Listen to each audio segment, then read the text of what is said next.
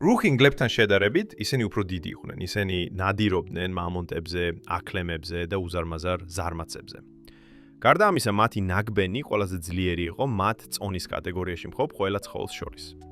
მაგრამ საინტერესოა, რომ სინამდვილეში ისინი მგლებიც კი არ ყოფილან.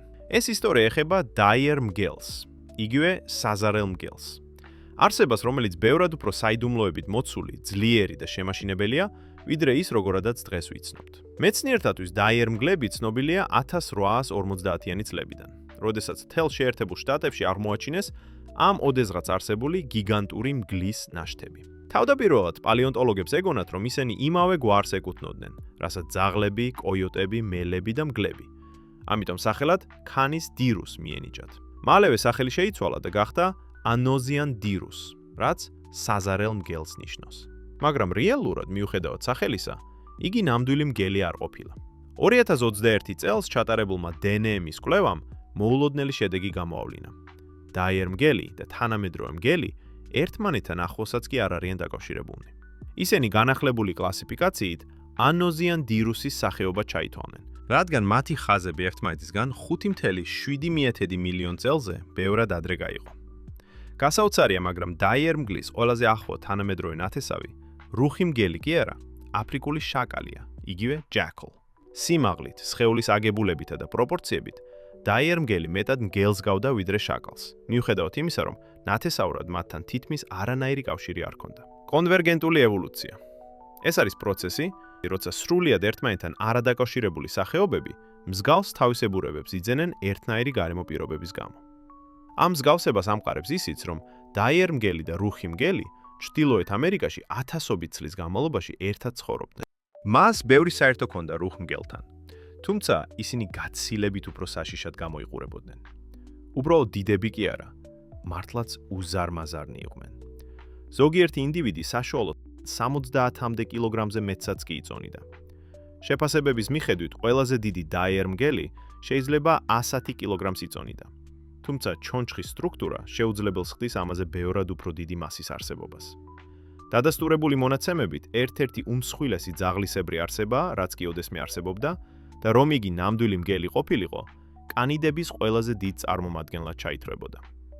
თუმცა ყველა დაიერ მგელი ერთნაირი ზომის არ ყოფილა. მათ ორ ქვესახეობად ყოფენ. უფრო დიდი ქვესახეობა, ენოქიონ დირუს, მდებარეობდა გრანდ დივაიდის აღმოსავლეთით, ხოლო ენოქიონ დირუს გილდი კალიფორნიიდან მექსიკამდე იყო გავრცელებული. დირუს, როგორც ჩანს, სწრაფი სირბილისთვის იყო აგებული. 10-დან 15%-ით უფრო დიდი იყო და უფრო გრძელი კიდურები ჰქონდა. დირუს უფრო გვიანი ეპოქის ქვესახეობაა, რომელიც ამერიკის კონტინენტზე გარემო პირობების ცვლილებასთან ერთად განვითარდა. ზომის განსხვავებები სავარაუდოდ გარემოსა და ნადავლის თავისებურებებით იყო გამოწვეული და მაინც შედარებით მცირე გილდიც კი უკიდურესად ძლიერი და საშიში მტაცებელი იყო. ორივე ქვესახეობის დაიერ მგელს საოცრად ძლიერი ნაგბენი ჰქონდა. ერთ-ერთი ყველაზე ძლიერი ყველა მგლის მაგვარ არსებაში. მათი უზარმაზარი შუბლისა და თავის ფორმის წყალობით მასიური საფეთქლის კუნთები საშუალებას აძლევდა თავის ზომასთან შედარებით დაუჯერებელი ძალით დაეკბინა. მიუხედავად იმისა, რომ სმილოდონი, ხმლის კბილა მტაცებელი, მასზე 4-ჯერ მეტ იწონიდა, დაიერ მგლის ნაგბენის ძალა მის წონასთან შედარებით სხვა ცხოველებზე თითქმის 2-ჯერ უფრო ძლიერი იყო. მათ ეს უპირატესობა სპეციალიზებულ კბილებმაც უმაღლესად განუვითარეს. წინა, გრძელი ეშვები განსაკუთრებული მოქნილობით გამოირჩეოდა, რაც აძლიერებდა როგორც ნაგბენის ძალას, ასევე მტერის დაჭერის უნარს. ხოლო უკან მდებარე მოლარები რბილი ქსოვილების დაფლეთვისთვის იყო შეგუებული. დიდი ალბათობით გუნდურად ნადირობდნენ, რაც მათ თავდასხმებს კიდევ უფრო ეფექტურს და სახიფათოს ხდიდა ნებისმიერი მსხვერპლისთვის. იმ მეგაფაუნის ზომიდან გამომდინარე, რომელთანაც ერთად არსებობდნენ დაიერ მგლები, სავარაუდოდ საკმაოდ გამართული მონადირეები იყვნენ. იზოტოპური ანალიზების მიხედვით მათი რაციონი შემდეგ ცხოველებს მოიცავდა: აქლემებს, ბიზონებს, ჯუჯა პრონქორნებს, დასავლურ ცხენებს, გიგანტურ მიწის ზარმაცებს, კოლუმბიურ გიგანტურ მამონტებს და ამერიკულ მაცოდონებს. მამონტები და მაცოდონები ალბათ უფრო იშვიათი ნადავლი იყო. ამიტომ დაიერ მგლები დიდი ალბათობით მაცავე კვალს მიყვებოდნენ და უპირატესად მკვდარ ცხოველებს ჭამდნენ, ვიდრე აქტიურად დასდევდნენ. მათი რაციონი 70%-ზე მეტი შედგებოდა ხორცისგან, რაც მიუთითებს, რომ მაღალი ხარისხის, მაგრამ შედარებით დაბალანსებული ჰიპერმტაცებლური დიეტა ჰქონდათ. მათი ჯგუფური სტრუქტურის დიდი დამსახურებით წარმატებული მონადირეები იყვნენ და მათი შეჩერება ძალიან რთული იყო. ის ფაქტი, რომ ლა-ბრეას ეპოქაში ყველაზე გავრცელებული მტაცებლების ნაშთები სწორედ დაიერმგლებს ეკუთვნის, მიუთითებს, რომ ისინი ხშირად ითვისებდნენ ნადალს და აქტიურადაც იცავდნენ მას. დიდი ალბათობით გუნდს ალფაც გველი ხელმძღვანელობდა, ხოლო დანარჩენი წევრები მათი შთამომავლობა იყვნენ. ეს მიანიშნებს მონოგამიურ ქცევაზე, თვისებაზე, რომელიც თანამედროვე რუხმგლებშიც გვხვდება. ჯგუფური ცხოვრების წყალობით დაიერმგლებს გარემოზე გარკვეული კონტროლი ჰქონდათ, თუმცა საფრთხეს მაინც წარმოადგენდნენ სხვა მტაცებლები, როგორც იყვნენ სმილოდონები, ამერიკული ლომები, რუხიმგლები, დათვები, კოიოტები და პუმები, ზოგჯერ მათსავე ტერიტორიაზეც კი.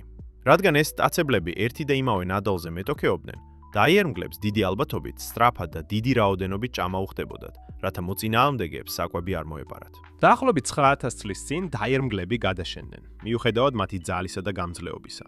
იმის გათვალისწინებით, რომ ისინი უამრავ რეგიონში ხარობდნენ, კლიმატის ცვლილება ალბათ ერთადერთი მიზეზი არ ყოფილა.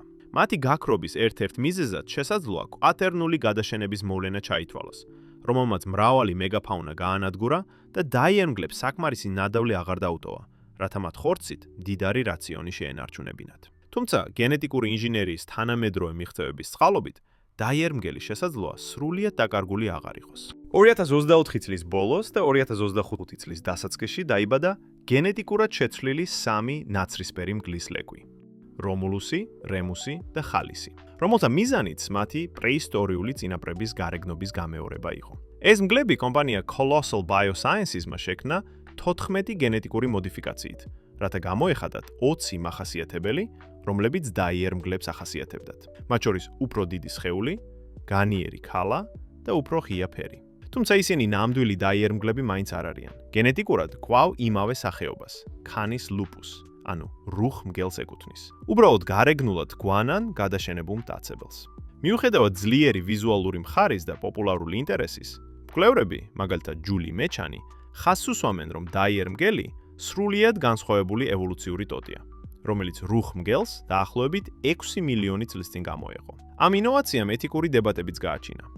ზოგიერთი სპეციალისტი აკრიტიკებს გენეტიკურად შეცვლილი ცხოველების გარემოში გაშვების იდეას და კითხვის ნიშნის ქვეშ აყენებს ასეთი მასშტაბური სახეობითი მოდიფიკაციის სისტორეს.